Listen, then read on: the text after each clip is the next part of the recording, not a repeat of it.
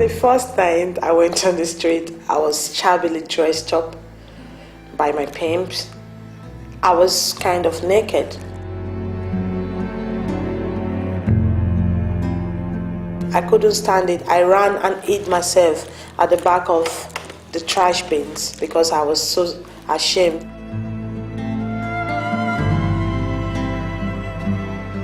I was so depressed, very sad, but there was nothing I could do. I still go back there every day.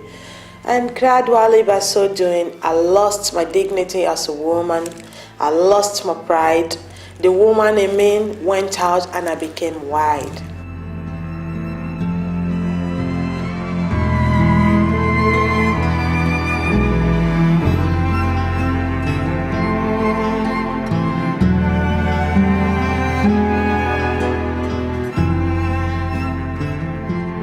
Globally, men, women and children are deceived or coerced by human traffickers for the purpose of exploitation in all its traditional and ever-changing forms.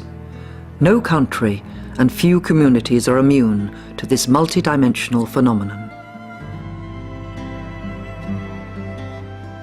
In recent decades, human trafficking has become one of the major concerns of the international community and one of the most profitable crimes worldwide. Human trafficking is a monster with many heads, run by both organized crime syndicates and independent opportunists. It impacts on individuals and societies in all regions of the world.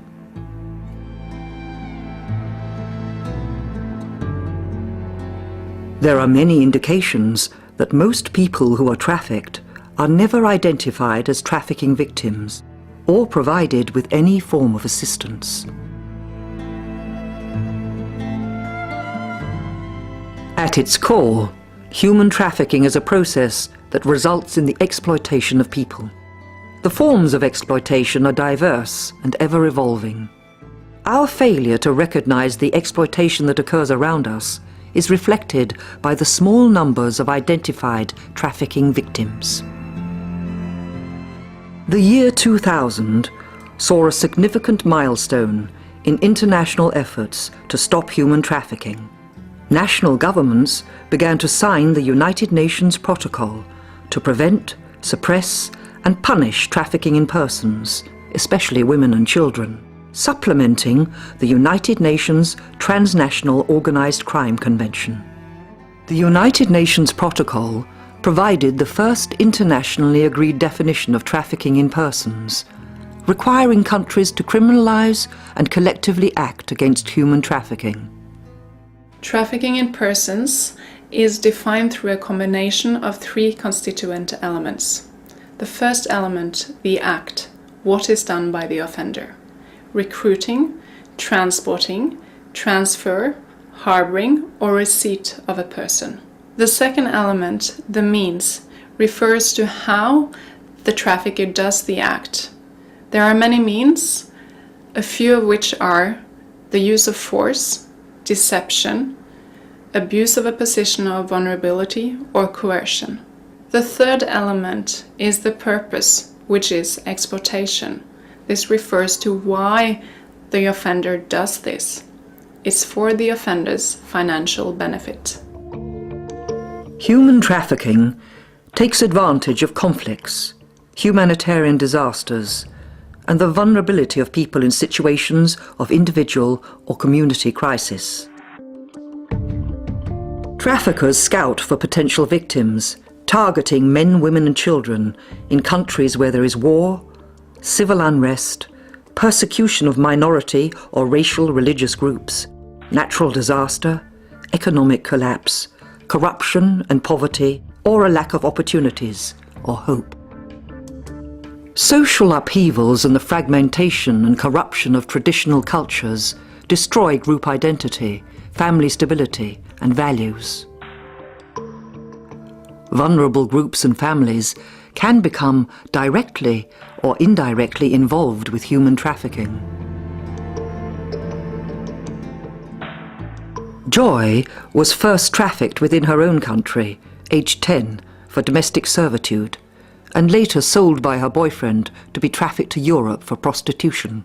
I came from a very poor home. My parents are very poor. They don't have any money.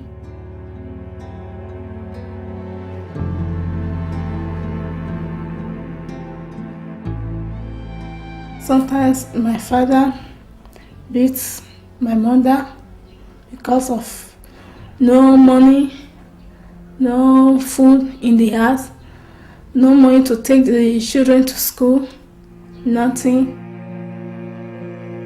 Children are trafficked globally into any area where profits can be made, ruthlessly exploited into a wide range of work, denying them an education, robbing them of their dignity, and exposing them to dangerous work, damaging their physical and mental health.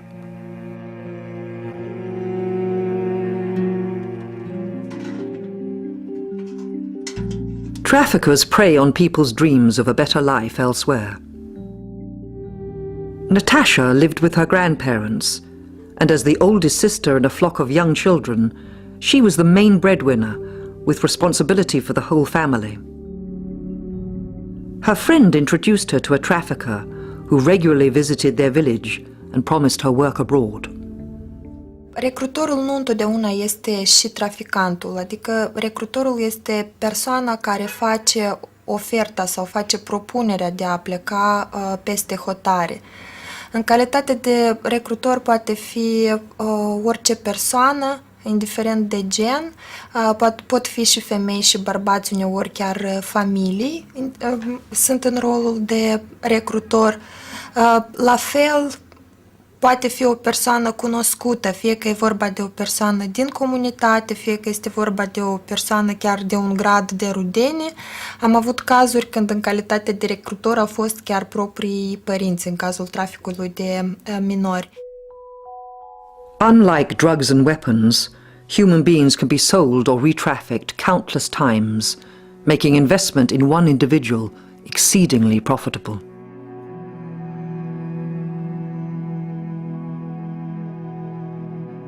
Vladimir was approached by traffickers posing as legal agents, able to procure genuine documents and promising him agricultural work abroad.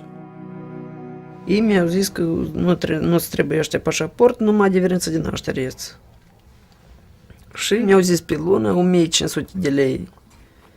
Lucrez și încă deasupra până la $50. Lucram până la orele 9 seara. Nu ne plătea nimic.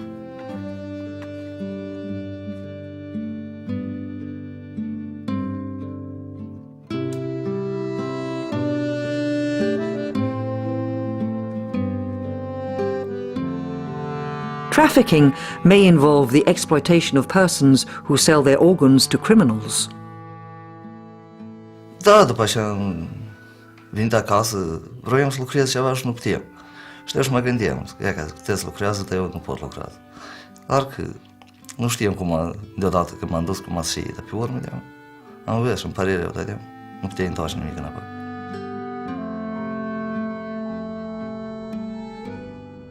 Men, women and children may move from one place to another, both willingly and legally.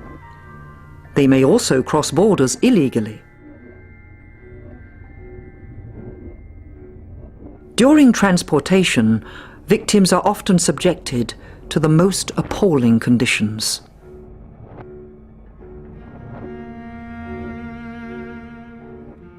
Every conceivable form of transport can and is used, exposing both smuggled migrants and trafficked persons to considerable dangers and indignities.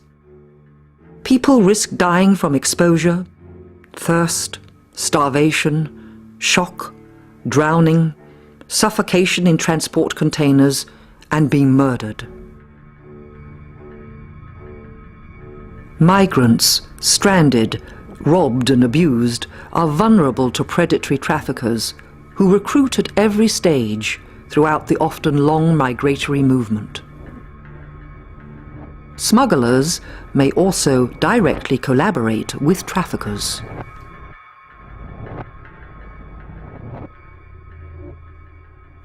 Physical abuse is not the only form of control method used by traffickers. After long periods of harsh treatment, some victims can become almost immune to direct physical violence. Therefore, many different forms of psychological pressure are used by traffickers, who, for example, threaten the victim's family at their home.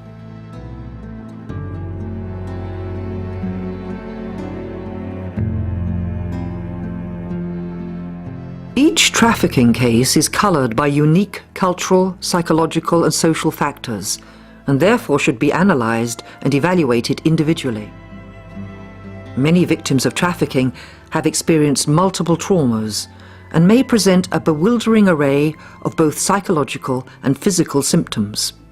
These may include apathy, memory loss, extreme and sudden mood changes, hostility, shame, self-destructive behaviour, and an array of psychosomatic disturbances like headache, fatigue, dizzy spells, general pain, nausea, and insomnia.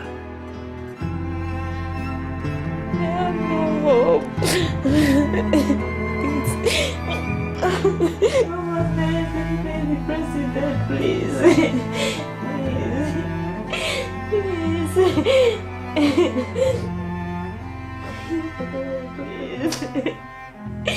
The country's not good. Not good. There's not happy people, please. A woman will come in and say, you know, I was tricked to come over here. I thought I was going to be getting this well-paid job as a waitress. I got paid, I didn't get paid, but I was going to get paid when I was here, send money back for my family, really improved their life. When I got here, I got gang raped by the people that took me over. I got raped by the people I was sold to. I then get made to have sex with 20 people a day. And then the officer says, oh, I see you've got a false passport there. And focuses on the passport. It's incredible. How can you do that? But it's happening in all countries around the world. And the traffickers are laughing at us because we're just playing into their hands. We've got to focus on the traffickers. To do that, we've got to look after the victims.